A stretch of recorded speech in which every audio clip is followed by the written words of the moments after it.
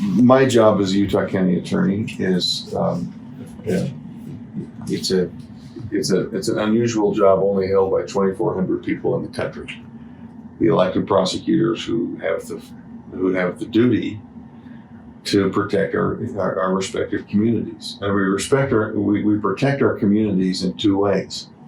First, we protect our communities by prosecuting people who are a danger to us, but also, and maybe most importantly, we protect our communities by not prosecuting people when there is no evidence of a crime. And Chaz Ah You was stopped and arrested for various crimes. There is no evidence to support those crimes, and because of that, my office declined to prosecute the case. This happens more than 5,000 times a year in my office. It happens to people who are arrested and charged. Most of them are charged in my office, but every case gets a solid review in my office. I've assembled a team of 7 or 8 experienced prosecutors who screen these cases, who go through the evidence to make sure that who we prosecute and what we prosecute is appropriate to maintain the public safety and maybe more importantly, the public trust. And whether you're a bricklayer from Salem, Utah, or a football player at BYU, you get the same treatment. Unknown caller. That's okay. I'll say that again.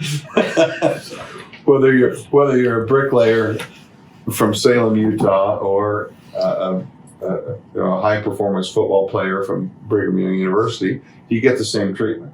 And there simply wasn't a case to prosecute here. The public should not be outraged that we failed to prosecute someone because the public shouldn't be outraged because we're letting someone off who broke the law. There simply was no evidence that would suggest that what he was charged with could ever be proven in court. And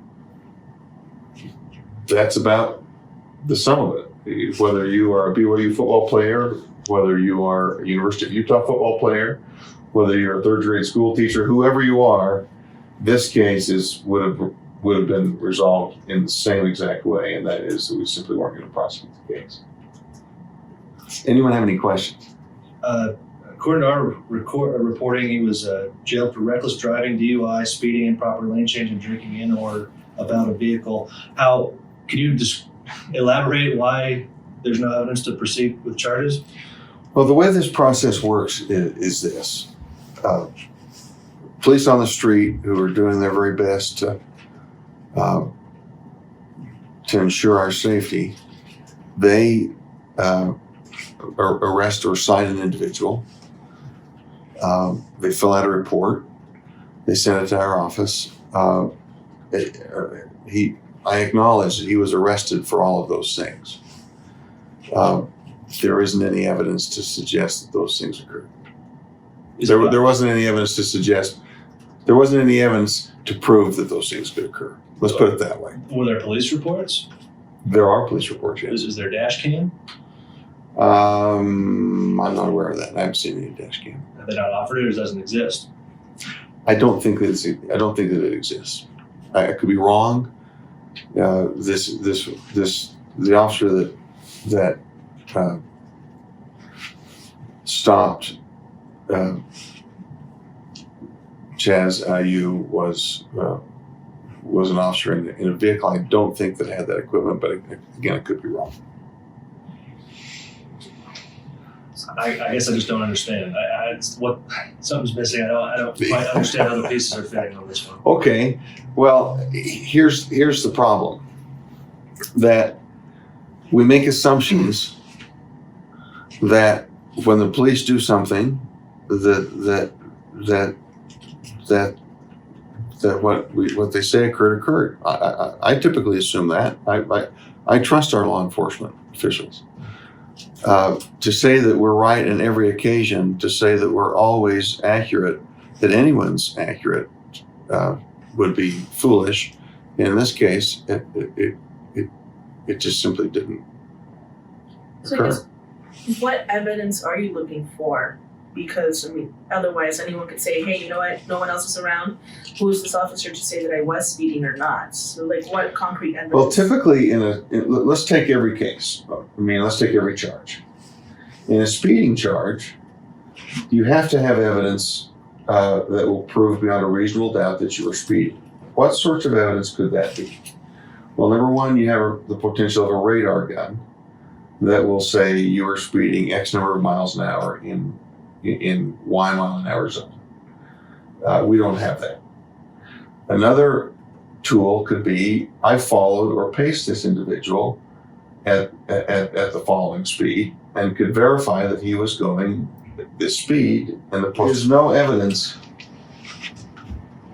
that is provable in court that he was speeding. There's a statement that said, I saw Chaz Ah You driving and I sped up to 75 miles an hour to be able to catch him, but that occurred over that going from where the officer saw Chaz Ah You to the point where he got behind Chaz Ah You was a distance that we don't know what that distance was, but it was somewhere anywhere from 1/10 of a mile to 2.5 miles. So if you're a driver and you're driving the speed limit and someone's trying to catch up to you, someone may go 75 miles an hour to catch up to you, right? But that doesn't mean that you're going 75 miles an hour.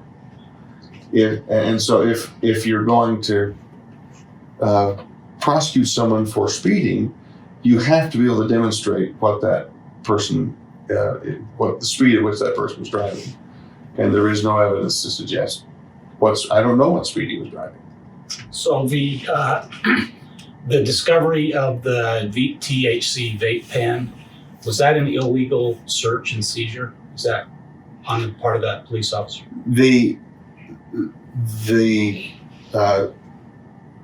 Chaz Ah You was arrested for reckless driving. Reckless driving is not an arrestable offense in the state of Utah. It's a citable offense. And so when you're stopped and arrested and the search becomes an inventory to that arrest, if there is no basis to search the vehicle, then there is no basis to charge, because that is suppressible evidence. So that was an improper search conducted by the police officer. I will say that reckless driving is not an arrestable offense, and because you can't arrest for reckless driving, there's no basis to search for reckless driving. There's no basis to do an inventory search incident to arrest.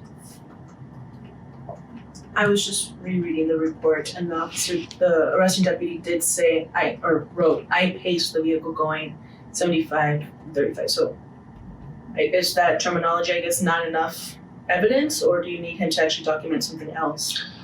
I know what the report says. What I'm telling you is what's true. There is no evidence that someone followed alongside and, quote, paced a vehicle, if you want to use the term. In describing what occurred, at no time did the officer drive alongside the vehicle to determine what speed he was driving. Does the officer face disciplinary action over this, or is that That's a question that's for the sheriff's department. That's not my area. When they did the sobriety testing, they said that he had a tough time counting to 30, as well as keeping his eyes still. Is that anything that's taken into account when giving a potential DUI offense, or in your case, taking that off the table? Well, field sobriety tests are critical in determining whether you prosecute for DUI. You have to start with the understanding, however, that the field sobriety tests were performed sometime later at the sheriff's office, not on the scene, and they were performed as a result of an arrest that was for a citation that was a non-arrestable citation, and and to have reckless driving, there needs to be evidence of reckless driving, right? I mean, we talk about speeding. Well, reckless driving, you are operating a motor vehicle in wanton disregard for the safety of others. Chaz Ah You was followed for almost 7 miles before he was stopped. And I'll simply say there is no evidence of reckless driving in which to proceed on a case. I don't know how to say that more clearly. There just wasn't. And so to answer your question on the DUI,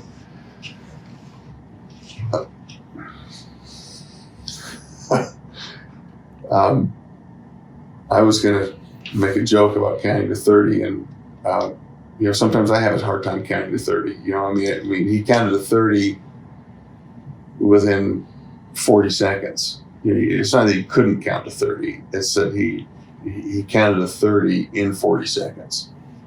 So if I'm doing 1 1,000, 2 1,000, 3 1,000, 4 1,000, 5 1,000, 6 1,000, but really what that means is that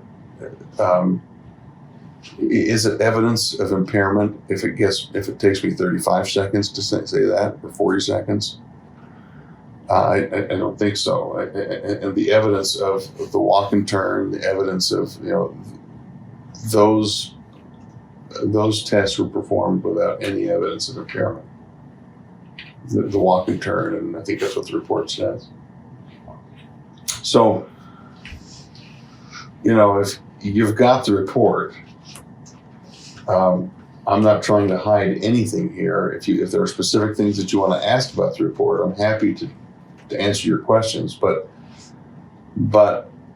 let's say hypothetically that it was just fine to be in the police station having been arrested for something. You have field sobriety tests that are passed. You have some evidence of THC in a system, but there's no driving pattern necessarily to augment that. But the evidence that you get, but the evidence of the THC being in the system isn't something that's ever going to come into court because of the nature of the way that the arrest was made. So what would have been the right way for an officer in that case to have proceeded? Just out of curiosity, what would have been the correct steps? Well, listen, and no pun intended here, but it's easy to be an armchair quarterback, It is, right? yeah, After the fact,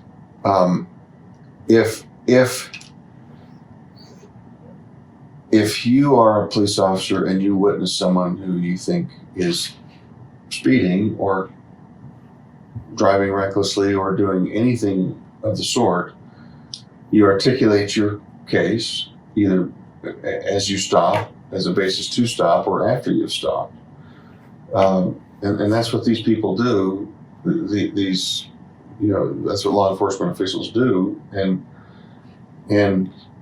sometimes, again, this isn't pun intended. Sometimes you throw an interception and sometimes you throw an incomplete pass. Sometimes you throw a touchdown pass, right? Whether you call this an incomplete or an interception or something else, it wasn't a touchdown pass, let's put it that way. So is the gist of this that since it was a citable offense and unarrestable offense, that kind of everything that took place after that is almost irrelevant because he was pulled over for something that wasn't an arrestable offense? Well, you could be stopped for something that's not an arrestable offense and cited for something that's not an arrestable offense, right? And so I'm not precluded from charging reckless driving because he was arrested. I could charge reckless driving even though he was arrested for a non-arrestable offense. There is no evidence to suggest he was driving recklessly. To the real meat of your question, once someone is stopped and detained by law enforcement, if we have no basis to search, then again, another pun, a rule of the game is that you don't get to use the evidence that occurs. You don't get a touchdown on a penalty. It comes back, and that's something that should comfort us all, because we live by rules. We maintain a safe society by rules, and that's really what this includes. Make a decision to not pursue or to not have charges in this instance. Is the communication with the individual through a lawyer? Is it through the family? How does the communication work with Chaz in this case? It depends on each case, right? If it's the and the way this works is that someone shows up to court, they've been cited or arrested, they show up to the local justice court, they enter a plea of guilty or not guilty. And if they enter a plea of guilty, then the case, in the traffic sense, it's over. They're sentenced and my office isn't involved. If they enter a plea of not guilty, then the case comes to my office for review. And again, whenever that happens, we go through this process with everyone, whether you're, again, a bricklayer from Salem or a football player from BYU. And we make our decision based on that evidence. Once if we determine to prosecute the case, then we notify either the defendant or the defendant's lawyer. If we decide not to prosecute the case, if the individual is not a defendant, right? Then if he or she doesn't have a lawyer, then we notify the person individually that we're not prosecuting this case. And it's an interesting nuance of Utah law. There's nothing for us to file. There's no motion to dismiss because there hasn't been a case filed, right? And so we just simply say we're not proceeding. In this case, Chaz was represented by counsel, and I made a telephone call to him yesterday and said, we're not proceeding. So just to be clear, all 5 charges are being dismissed?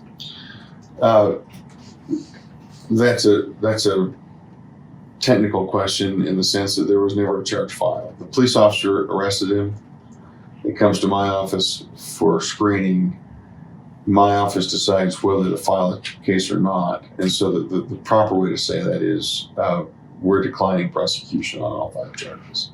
And that might be a good thing to go into a little bit more about the distinction between the arrest and the recommendation of charges and Right. that, because I don't think the public understands that. That's something that keeps us safe as a community, in the sense that we all trust our law enforcement officials. But everyone needs to have, our system is based on checks and balances. And my role as the Utah County Attorney is not only to work with the police and to advise the police, but I also am a check on the police. And so when the police arrest anybody, whether it be for a minor misdemeanor or for a murder charge, that charge does not become a charge until it comes to my office and my office decides whether it is a charge or not. If someone's arrested on something by the police, I have, generally speaking, 3 days to make a decision before that person gets out of jail, unless the person posts bail.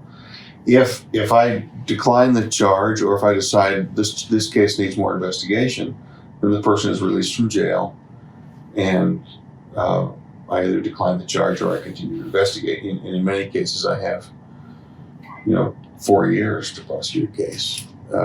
But it's not the arrest that constitutes the charge. The arrest is the arrest. That sends it to my office, and then my office decides what the charge is. Sometimes we file more charges than the police were seeking. Sometimes we file different charges. Sometimes we file less charges. Sometimes we file no charges. It's just that every citizen deserves to have his or her matter looked at by the prosecution as an individual case, and not to be lumped in by saying, well, we're gonna be handled the same way as everyone else. Every case gets an independent lawyer. So in this instance, you said that there's no evidence that the officer paced Mr. Ah You's car, but then you've said that there's no you don't know if there was dash cam video or not. I can just So assume. how that- do you know that? I assume that if there was a dash cam, I would have seen it. Okay.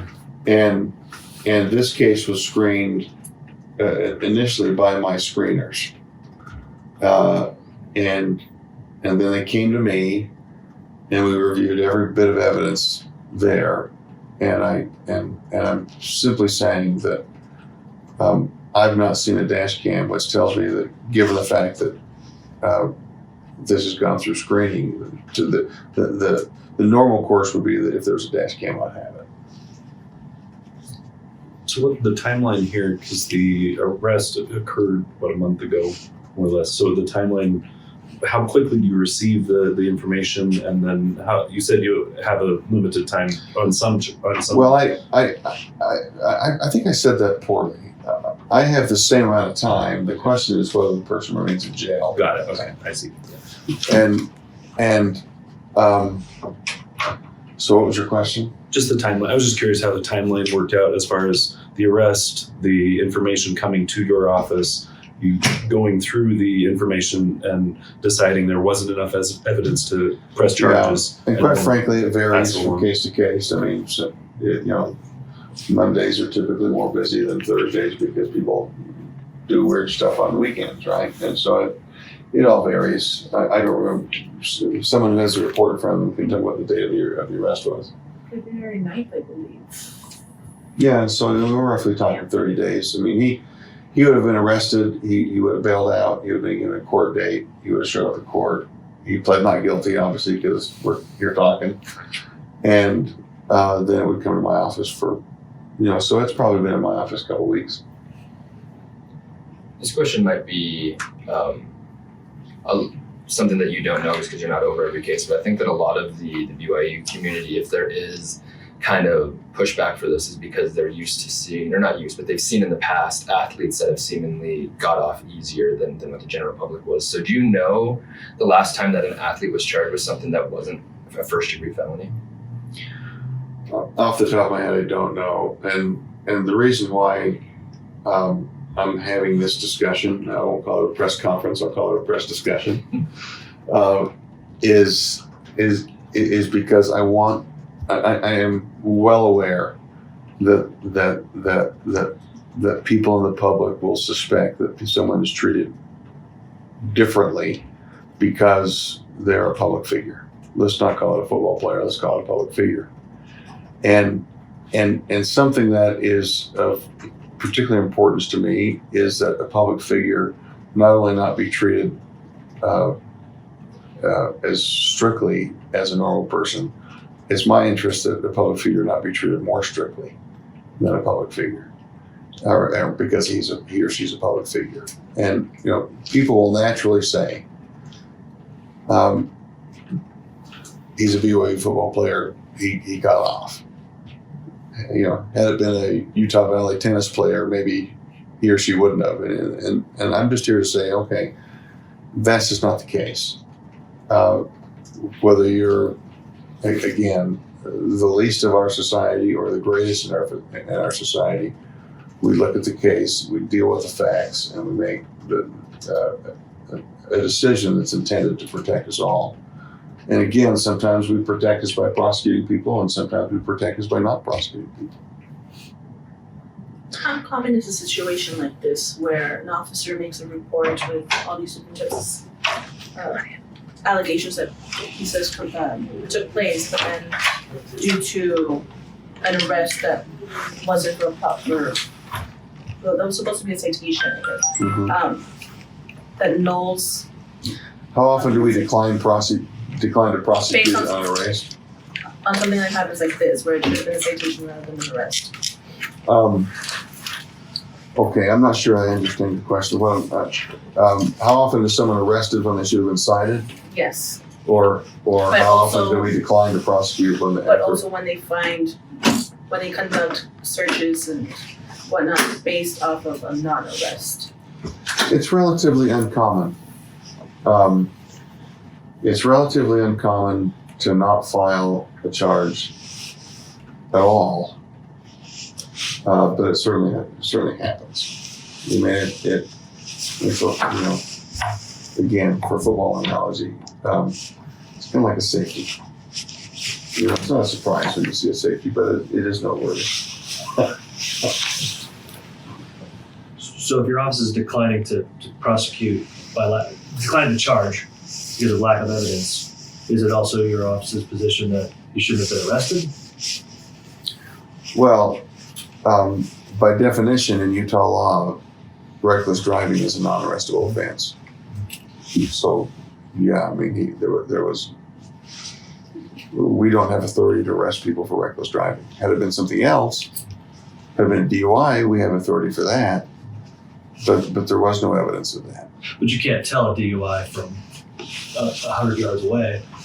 Certainly you can't. The driving patterns. Well, if he made an illegal lane change, I'm just devil's advocate. Sure. Maybe the cop thought that. Well, let's be clear. The report is that he changed lanes 3 times without signaling over 3 miles. I would suggest that there's not a single person in this room that hasn't done that in the last week. At least once. You have not been in the car with me. I guess. Sounds like maybe we have time. Maybe you can drive me around.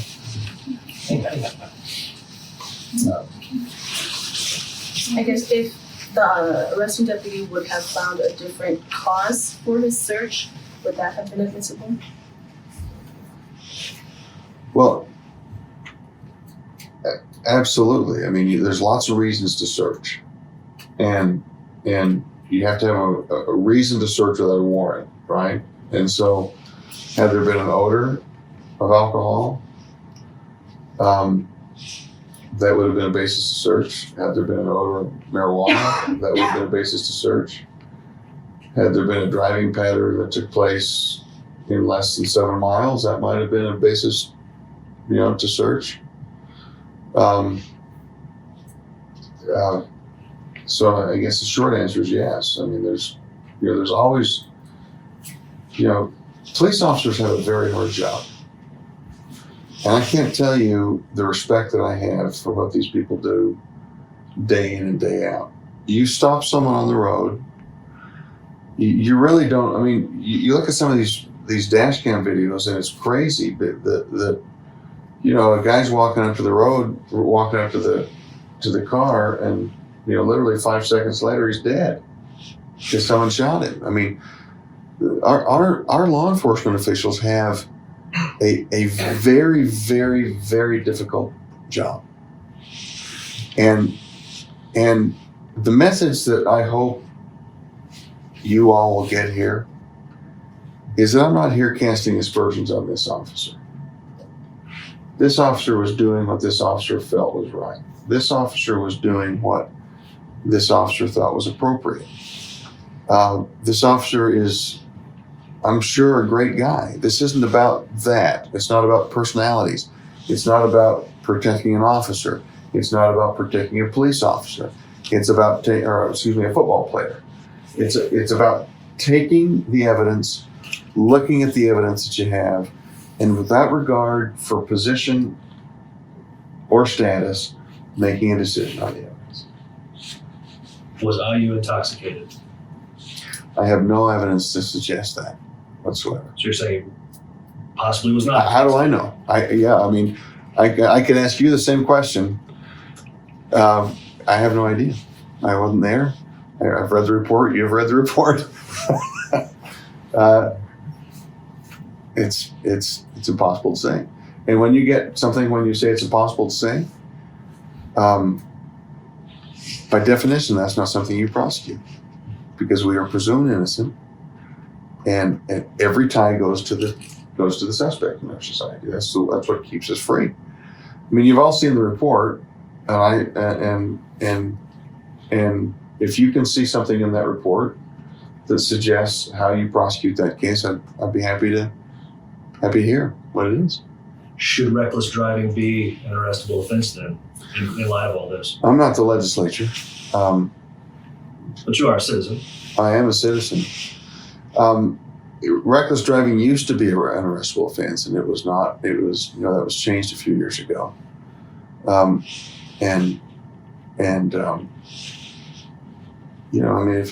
If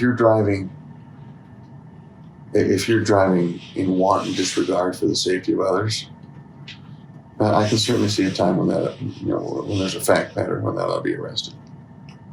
But, I don't make the laws; I just enforce them. Do you know what happened with the blood and urine samples at the front seat team took? I don't. And again, the results of those would not be something that we could use. We just get you saying something enforced. David Leavitt, Utah County Attorney, DAVID, Any other questions? This is, again, I appreciate you guys coming. This is not a diss on law enforcement. This is, a guy trying to do his job, and this is just the way it comes out.